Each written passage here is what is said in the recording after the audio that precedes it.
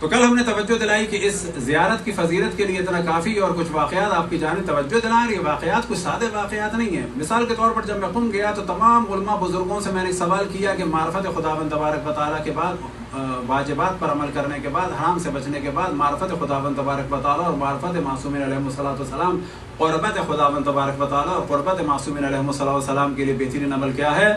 تو حضرت آیت اللہ العظمیٰ سید شہاب الدین مرعشی نجفی نے بھی یہی فرمایا، زیارت جامعہ اور زیارت عاشور کو۔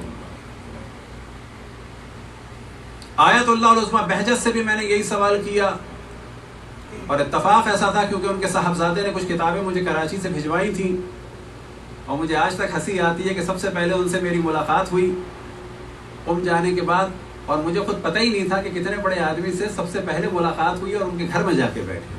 بعد میں اندازہ ہوا کہ عجب یہ کتابیں تو واسطہ بنی۔ ان سے جب ہم نے سوال کیا تو انہوں نے بھی یہی فرمایا۔ پھر ایک دفعہ مجھے یاد ہے کہ صبح کی نماز کے بعد حضرت آیت اللہ العظمیٰ بہجت سے ذریعے حضرت معصومہ صلوات اللہ وسلام علیہا کے پاس خود میں نے سوال کیا یہی والا، جس پہ انہوں نے فرمایا کہ حامین بخوانین ہمیں چیز نہیں آ رہی۔ ان کا جملہ آج تک مجھے یاد ہے کہ بالکل انہوں نے اسی طرح سے کہا، کیونکہ میں زیارت عاشور پڑھ رہا تھا۔ پہلے انہوں نے فرمایا تھا زیارت عاشور پڑھو، زیارت جامع پڑھو۔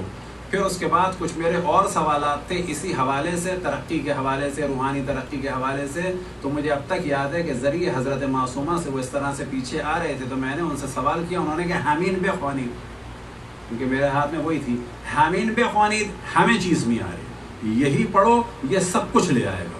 یہ جو ان کا جملہ ہے عیناً یہ جملہ تھا حضرت آیت اللہ العظمیٰ سید علی قاضی طباطبائی کا بھی۔ قاضی طباطبائی کیا چیز ہیں تو آپ کو تعجب ہوگا۔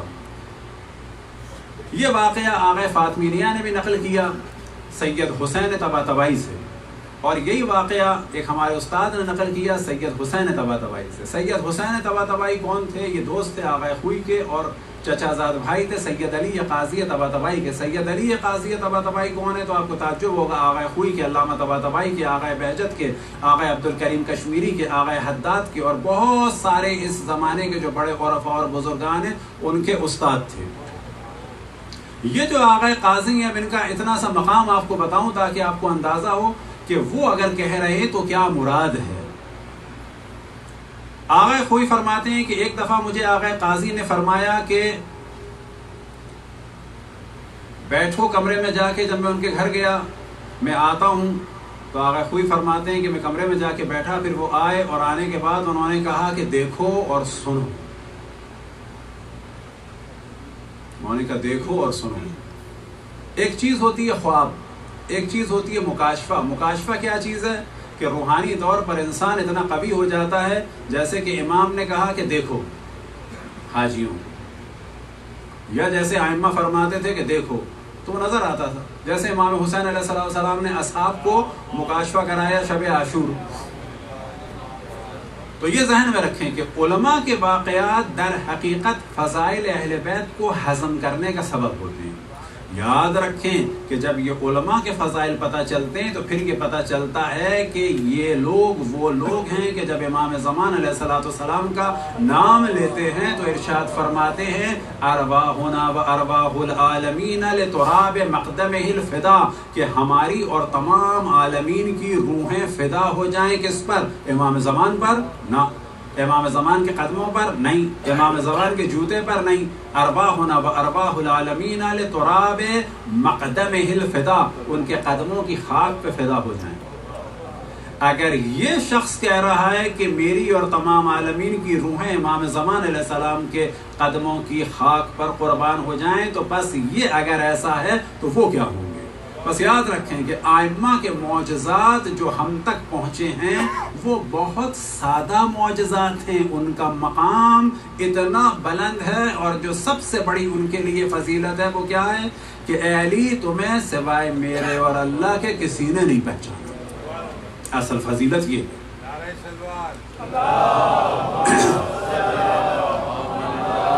اب آغا قاضی فرماتے ہیں آغا خوئی سے کہ دیکھو اور سنو، تو آغا خوئی فرماتے ہیں کہ اس وقت 25-26 سال کا تھا، میں نے دیکھا کہ میری عمر گزر رہی ہے، یہاں تک کہ میں نے دیکھا کہ میرے درس میں لوگ آ رہے ہیں، یہاں تک کہ میں نے دیکھا میری داڑھی سفید ہو گئی، یہاں تک کہ میں نے دیکھا کہ میرے درس میں لوگ بڑھنے لگے، دنیا میں میری تقلید ہو گئی، یہاں تک کہ میں نے چھاپ خانہ دیکھا جہاں توضیح المسائل چھپ رہی تھی، اپنے میں نے شاگردوں کو دیکھا، عمر گزرنے لگی، یہاں تک کہ میں نے مولا امیر المومنین کے حرم سے ندا سنی کہ آیت اللہ العظمیٰ سید ابو القاسم خوئی کی وفات ہو گئی، اور یہ سارا منظر دیکھ کے میں گھبرا سا گیا، جس پر مجھے تعجب تھا اور میں پوچھنے میں رہ گیا، میں پوچھ نہیں پایا کہ اتنی میری شہرت ہوگی لیکن میری میت میں لوگ کیوں کم ہیں۔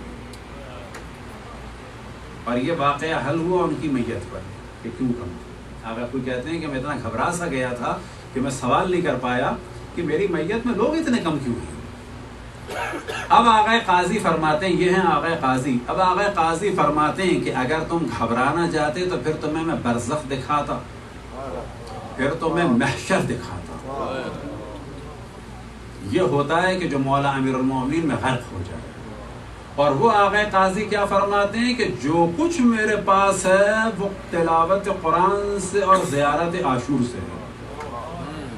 یہ قاضی تبا تبائی، صلوات پڑھیں پر محمد والا۔ اور آیت اللہ العظمیٰ بہجت فرماتے ہیں کسی نے انہیں خواب میں دیکھا کہ آپ کو کوئی حسرت ہے، تو انہوں نے فرمایا ایک حسرت ہے، میں ہر روز ایک زیارت عاشور پڑھتا، ایکاش کے 2 دفعہ پڑھتا۔ موت کے بعد ان سے ان کے شاگرد پوچھ رہے ہیں کہ حسرت ہے آپ کو، تو فرماتے ہیں ہاں، میں دن میں ایک زیارت عاشور پڑھتا تھا، ایکاش میں 2 دفعہ، کیونکہ عام انسان نہیں کہہ رہا۔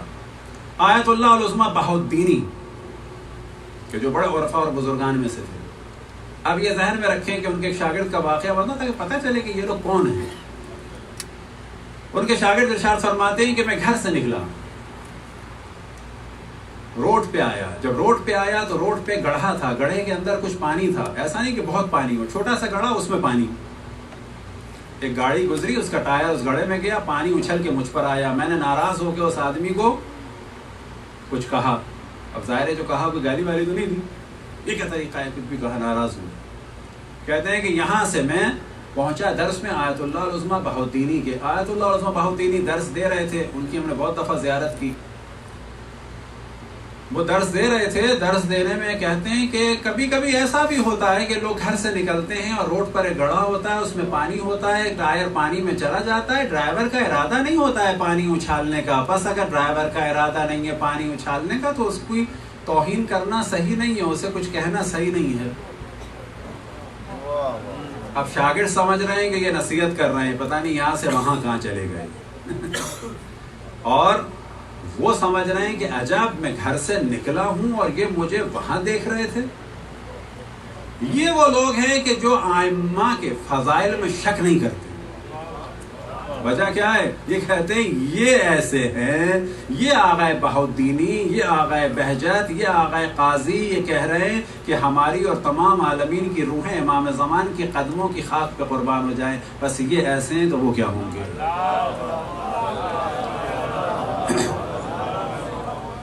آیت اللہ العظمیٰ شیخ محمد علی عراقی رضوان اللہ تعالیٰ علیہ، جن کے پاس جن کی میرے پاس بڑی فوٹوز بھی ہیں، اور وہ یاد رکھیں کہ آغا بڑجردی کے بعد ان کی مرجعیت کی جانب توجہ تھی لوگوں کی، لیکن انہوں نے اجازت نہیں دی، لیکن امام خمینی رضوان اللہ تعالیٰ علیہ کی وفات کے بعد انہوں نے قبول کی، تقریباً 100 سال کی عمر میں۔ اور اس مرجعیت سے پہلے ایک دفعہ 14 اور 15 شعبان کی درمیانی رات میں اور ایک ہمارے دوست مولانا ذوالفقار، وہ مشہد سے آئے ہوئے تھے، میں خوانسار سے آیا ہوا تھا، تو ان سے ہم نے ملنے کا ارادہ کیا اور اتفاق سے بڑی مشکل سے گھر ملا۔ گھر ملنے کے بعد ہم نے ان سے 2 سوال کیے کہ معرفت خداوند تبارک و تعالیٰ طویل ہے، ان کے صاحبزادے نے اجازت دی، بڑا لمبا واقعہ ہے، تو تقریباً 2 گھنٹے 45 منٹ ان کے ساتھ بیٹھے، اور صرف میں تھا اور وہ تھے، اور آخر میں ایک نوجوان آیا تھا امامہ پہننے کے لیے۔ 2 گھنٹے 45 منٹ تقریباً انہوں نے گفتگو فرمائی۔ اصل معرفت خداوند تبارک و تعالیٰ اور معرفت امام زمان علیہ السلام، ان کی بھی نصیحت یہی تھی، اور ساتھ میں انہوں نے ایک واقعہ سنایا، اسی زیارت عاشورہ کے حوالے سے خود انہوں نے سنایا۔ اور یہ واقعہ انہوں نے سنایا آیت اللہ العظمیٰ عبد الکریم حائری کی زبان سے. آیت اللہ العظمیٰ عبد الکریم حائری کون ہے؟ جنہوں نے قم کو آباد کیا، امام خمینی کے اور آغا بہجت کے اور امام خمینی اور آغا عراقی وغیرہ کے استاد. اور انہوں نے نقل کیا کس سے؟ اپنے استاد آیت اللہ العظمیٰ فشارکی سے. اور یہ واقعہ بیان کیا جب سامرہ میں طاعون آیا ہوا تھا.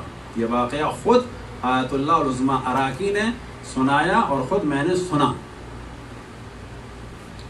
وہ فرماتے ہیں کہ طاعون پلیگ آیا ہوا تھا ایک زمانے میں، سامرہ میں لوگ مر رہے تھے، اور ایک علماء کی محفل میں آیت اللہ العظمیٰ فشارکی تشریف لائے اور علماء سے کہا کہ کیا تم لوگ مجھے ایک متقی اور جامع شرائط مجتہد سمجھتے ہو؟ جامع شرائط مجتہد سے کیا مراد؟ کہ جس میں تمام صفات پائی جاتی ہوں اور اس کا حکم ماننا واجب ہو. تو سب نے کہا ہاں. تو آپ نے فرمایا کہ میں تم لوگوں کو حکم دیتا ہوں کہ 10 دن زیارت عاشورہ پڑھو حضرت نرجس خاتون سلام اللہ علیہا کی نیابت میں اس مشکل سے بچنے کے لیے. اب یہاں پر انہوں نے ایک بالکل الگ چیز کی جانب توجہ دلائی. کس نے؟ حضرت آیت اللہ العظمیٰ عراقی نے اپنے استاد آیت اللہ عبد الکریم آیت اللہ العظمیٰ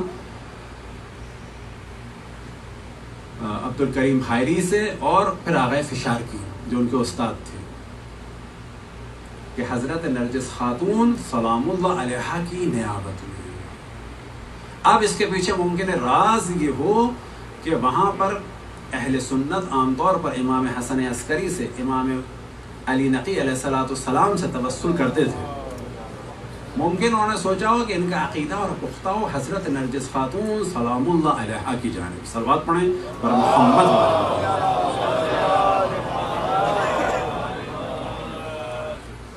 اسی طریقے سے آغا بہجت فرماتے ہیں کہ ان کے استاد تھے ایک آیت اللہ العظمیٰ شیخ محمد حسین اصفہانی کمپانی. اب ان کا آپ کو واقعہ سناؤں. جب میں نے پہلی دفعہ یہ واقعہ سنا تھا، اور یہ واقعہ میں نے آیت اللہ العظمیٰ بہجت کے ایک صاحبزادے کے ذریعے سے سنا بھی تھا اور پڑھا بھی تھا، تو مجھے رونا سا آنے لگا تھا. اب یہ ایک تصور کریں کہ ایک نوجوان ہے جس کے باپ کی کمپنی ہے ریلوے کی ٹھیکیدار ہے اور مالدار نوجوان ہے، اور نجف میں پڑھنے کے لیے گئے ہیں. خیر یہ بعد میں بتاؤں. آیت اللہ العظمیٰ محمد حسین اصفہانی کمپانی استاد تھے کس کے؟ آغا خوئی کے، آغا بہجت کے.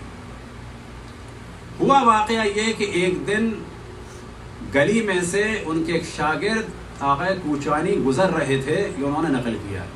گزر رہے تھے تو انہوں نے دیکھا کہ آیت اللہ العظمیٰ محمد حسین اصفہانی کمپانی زمین پہ گری ہوئی پیاز اٹھا رہے ہیں اور اپنے دامن میں رکھ رہے ہیں. شاگرد فوراً آئے اور انہوں نے جو ہے وہ پیاز اٹھا کے ان کی مدد کی، اور وہ مسکرا رہے تھے. اس وقت شاگرد نے کہا کہ مجھے یہ تو سمجھ میں آیا کہ آپ کے ہاتھ میں جو تھیلا تھا یا کاغذ تھا جو بھی تھا وہ پھٹ گیا اور پیاز گر گئی، اور آپ پیاز چن رہے تھے، لیکن پیاز چننے میں یہ آپ مسکرا کیوں رہے تھے؟ تو انہوں نے کہا کہ مجھے ایک واقعہ یاد آ گیا. اب واقعہ یاد آ گیا تو توجہ دیں کہ بغداد کا ایک مالدار آدمی کہ جس کا تعلق ایران سے ہے، بہت ہی مالدار ہے، اس کے ریلوے کے ٹھیکے ہیں، اور اس کا بچہ اس زمانے میں ایسا ہے کہ اس کی اپنی گاڑی ہے.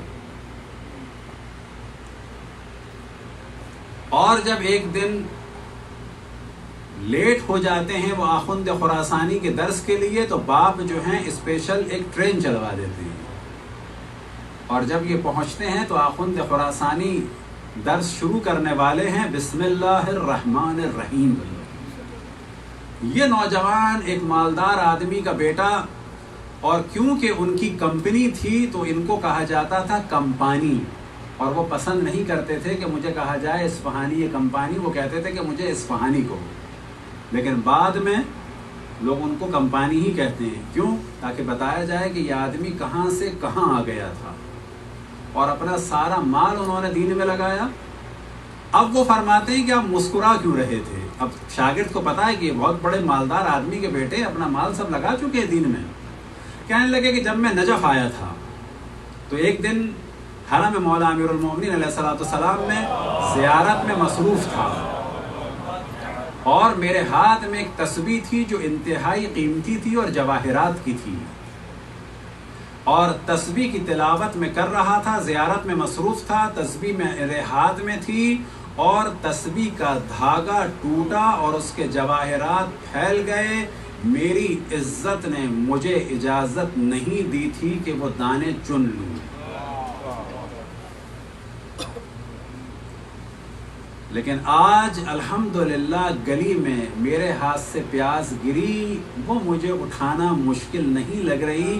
مجھے وہ واقعہ یاد آ گیا تھا کہ آج پیاز میرے لیے اٹھانا گلی میں مشکل نہیں ہے، لیکن کل جواہرات کو چننا میرے لیے مشکل تھا۔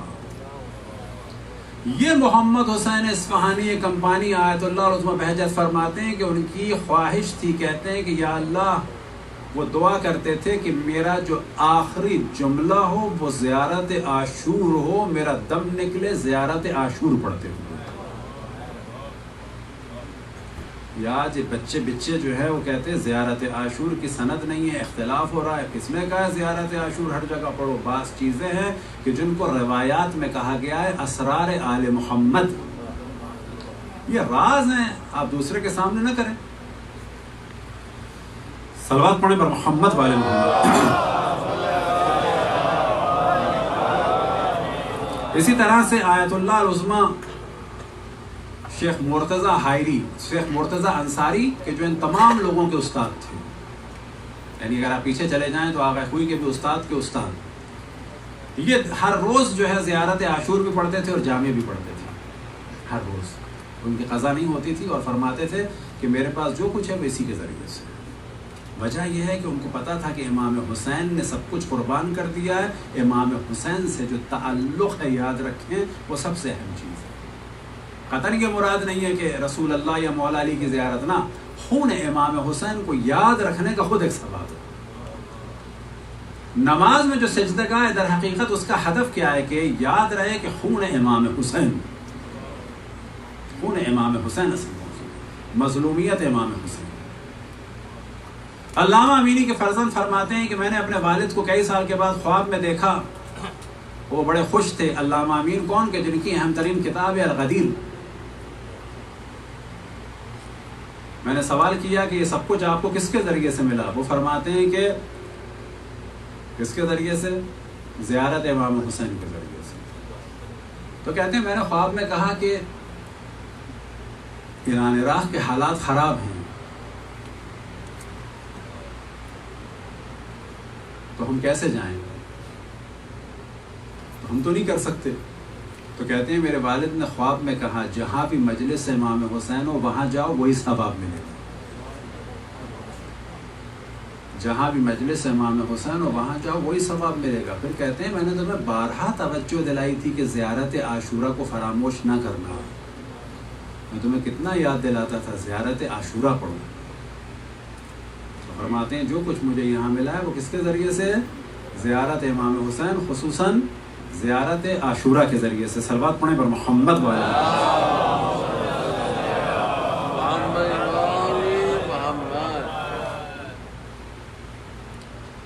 اسی طرح سے ایک اور واقعہ بیان کریں جن سے ان کی اہمیت کا اندازہ ہو، پھر انشاءاللہ کل صرف موقع ہے تو زیارت عاشور کے خاص موضوعات کو بیان کریں گے۔ صلوات پڑھیں پر محمد والے۔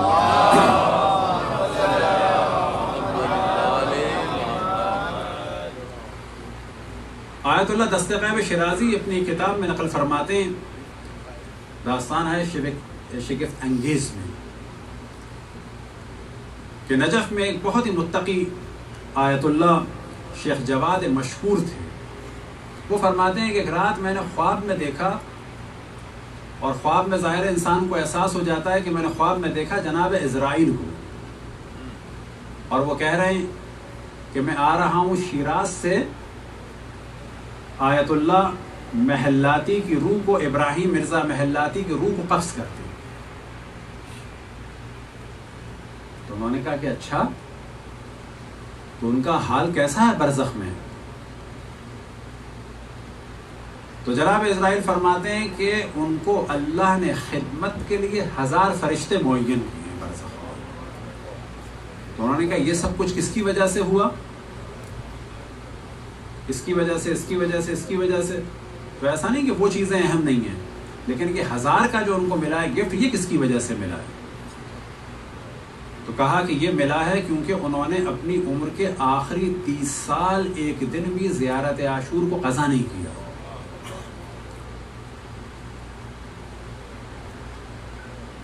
یہ فرماتے ہیں کہ میں آیت اللہ العظمیٰ محمد تقی شیرازی کے پاس آیا. اب یہ آیت اللہ العظمیٰ محمد تقی شیرازی کون ہے؟ یہ وہ ہے جنہوں نے 1920 میں فتویٰ دیا تھا برٹشر کو نکلنے کے لیے انگلینڈ سے. اس کے بارے میں ہم یوٹیوب پہ پورا ہمارا کلپ ہے، اہم 5 فتوے جس کو لوگ نہیں جانتے. برٹشر کے خلاف اعلان جہاد فرمایا تھا آیت اللہ العظمیٰ مرزا محمد تقی شیرازی رضوان اللہ تعالیٰ علیہ نے، اور انہی کے ساتھ فتویٰ دیا تھا کس نے نجف سے؟ آیت اللہ العظمیٰ سید سعید حبوبی رضوان اللہ تعالیٰ علیہ. یہ جو آج بعض ادھر ادھر بولتے رہتے ہیں کہ جی نجف میں سیاست نہیں تھی، ایران میں پہلی پارلیمنٹ بنی ہے آخوند خراسانی اور نجف کے علماء کے حکم سے. برٹشر کے خلاف فتویٰ سب سے پہلے نجف سے آیا تھا. کس کا؟ آیت اللہ العظمیٰ مرزا حسن شیرازی اول کا تمباکو والا فتویٰ. اس وقت اس کا ٹائم نہیں ہے، جس میں پوری برٹشر کی سیاست کو پلٹ کے رکھ دیا تھا. برٹشر کے خلاف فتویٰ دیا تھا کس میں؟ ایک موضوع ہے رائٹر کہ جس نے پورے ایران میں سازش کا جال بچھایا تھا. فتویٰ دیا تھا آیت اللہ العظمیٰ ملا محمد کنی نے. پھر برٹشر کے خلاف فرسٹ ورلڈ وار کے بعد فتویٰ دیا تھا کس نے؟ آیت اللہ العظمیٰ محمد تقی شیرازی نے. اور 1920 میں عراق سے برٹشر کو نکلنا پڑا تھا محمد تقی آیت اللہ العظمیٰ محمد تقی شیرازی کے فتوے کی وجہ سے. یہ تھے آیت اللہ العظمیٰ محمد تقی شیرازی. کوئی سادی چیز نہیں تھے، مرجع تقلید تھے، مرجع کل تھے. البتہ ذہن میں رہے اٹلی کے خلاف فتویٰ دیا تھا کس نے؟ آیت اللہ العظمیٰ سید ابوالحسن اصفہانی نے لیبیا کی حمایت میں. یہ آج کچھ لوگ جو سیاسی بنتے ہیں اور نجف کا مذاق بناتے ہیں، شرم کرنی چاہیے. نجف بھی ہمارا ہے، قم بھی ہمارا ہے، امام خمینی بھی ہمارے ہیں، آغا خوئی بھی ہمارے ہیں، آغا سستانی بھی ہمارے ہیں، آغا خامنائی بھی ہمارے ہیں. ایک کو اوپر لانا، ایک کو نیچے لانا، یہ دین ہے. جتنی سیاسی تحریکیں نجف سے ہوئی ہیں یاد رکھیں اتنی کہیں سے نہیں. مرزا آیت اللہ العظمیٰ ابوالحسن اصفہانی نے فتویٰ دیا تھا اٹلی کے خلاف. کس کے لیے؟ لیبیا کی حمایت کے لیے.